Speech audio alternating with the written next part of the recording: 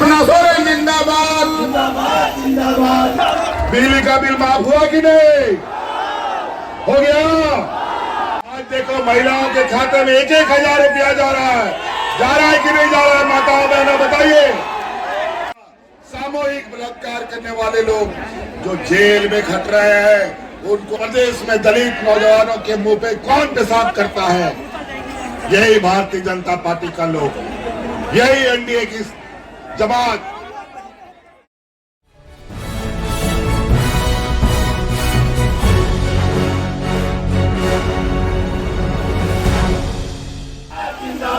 कल्पना सोरेन जिंदाबाद। जिंदाबाद जिंदाबाद। महागठबंधन जिंदाबाद। जिंदाबाद जिंदाबाद। संजय यादव जिंदाबाद। जिंदाबाद सोरेन जिंदाबाद। जिंदाबाद जिंदाबाद। शिबू सोरेन जिंदाबाद।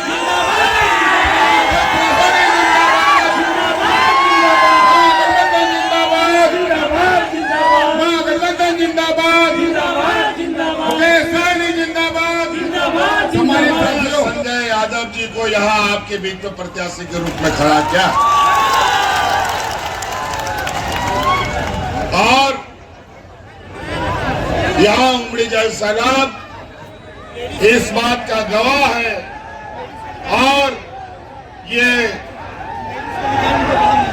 बड़े जोश के साथ ये आवाज बुलंद कर रही है कि अब की बार हुसैनाबाद में हम लोगों का आरजेडी के प्रत्याशी संजय यादव की जीत सुनिश्चित है।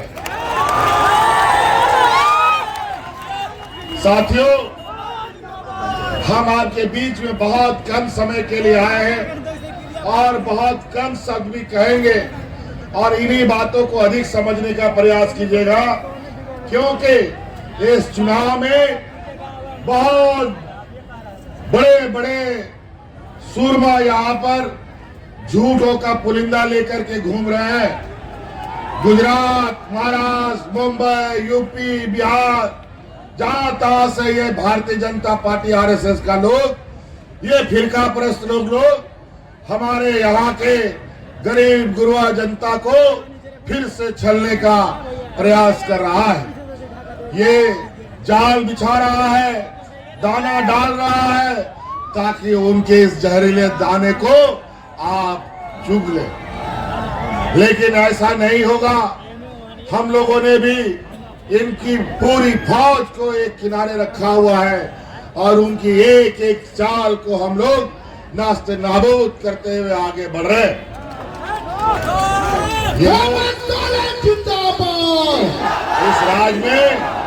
इस राज में कई मुख्यमंत्री, कई केंद्र मंत्री एक साल से यहाँ पर मंडरा रहा है और हमारे महागठबंधन की वर्तमान सरकार को गिराने के लिए एड़ी चोटी एक कर रखा था, लेकिन ये 1 साल और 5 साल के अंदर ना सरकार का ये एक भी बाल नहीं बाका कर पाए और आज पूरी मजबूती के साथ महागठबंधन इन फिरका परस्त लोगों के साथ मुंहतोड़ राजनीतिक जंग में जवाब दे रहा है। साथियों, आज महागठबंधन इस राज्य के गरीब गुरुआ, आदिवासी, दलित, पिछड़ा, अल्पसंख्यक का एक ऐसा समूह का नेतृत्व कर रहा है जहां हम लोगों ने विगत 5 सालों में इस राज्य की जनता का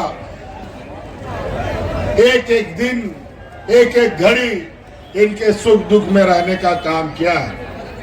आपको याद है, हम लोगों ने सरकार बनाया और सरकार बनते ही इस राज्य में कोरोना का एक इतना बड़ा महामारी छाया कि सभी लोग हाट बाजार, गाड़ी मोटर सब बंद और ऊपर से ये एनडीए का लोग, भाजपा का लोग दिल्ली से बिना देश दुनिया के लोगों को समय दिए देश में लॉकडाउन लगा देता है। सारा कुछ जहां का तहां खड़ा हो गया।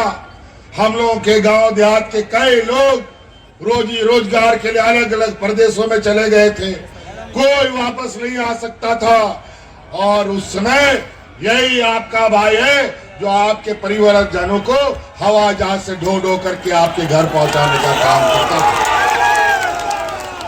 इन लोगों ने तो छोड़ दिया था इस देश के गरीब गुरबा लोगों को मरने के लिए। महिलाओं को सड़क में बच्चे जन्म कर देने पड़े, ये हालत हो गया था।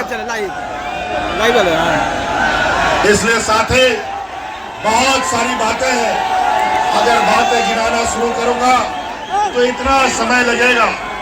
याद कीजिए हम लोगों के गांव देहात कितने गरीब गुरबा लोग यहाँ हमारे गांव देहात में है। सबके अपने अपने दुख तकलीफ है, सबके अपने अपने समस्याएं हैं। आज गांव देहात में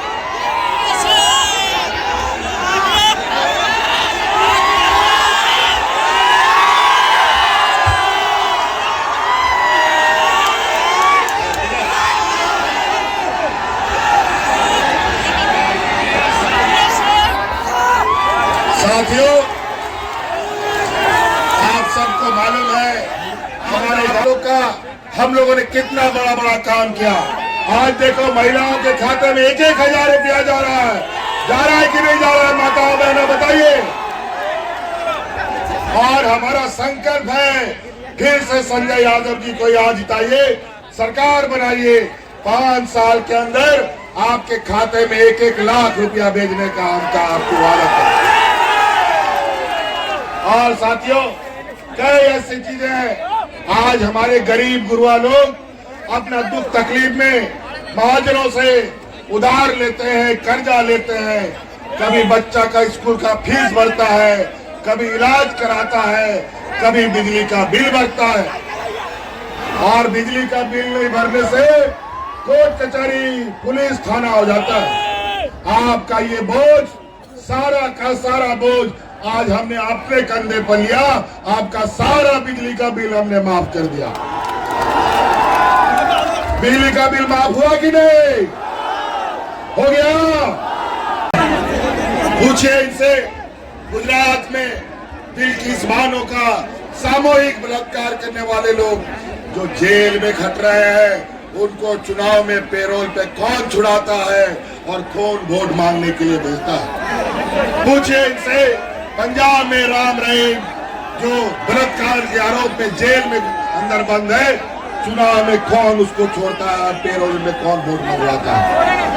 पूछिए मध्य प्रदेश में दलित नौजवानों के मुंह पे कौन पेशाब करता है? यही भारतीय जनता पार्टी का लोग, यही एनडीए की जमात। साथियों याद रखिएगा, ये व्यापारियों का समूह है। पैसा इनके पास इतना है कि पैसा से इनको लगता है सब खरीद लेंगे।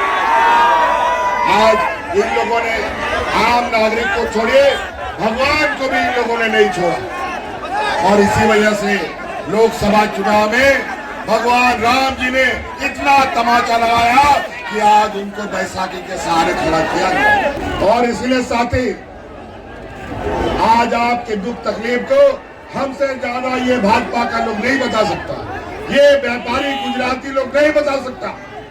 ये लोग देने वाले लोग नहीं है, ये लोग खून चूसने वाला लोग है। इससे बच के रहने का काम करना है।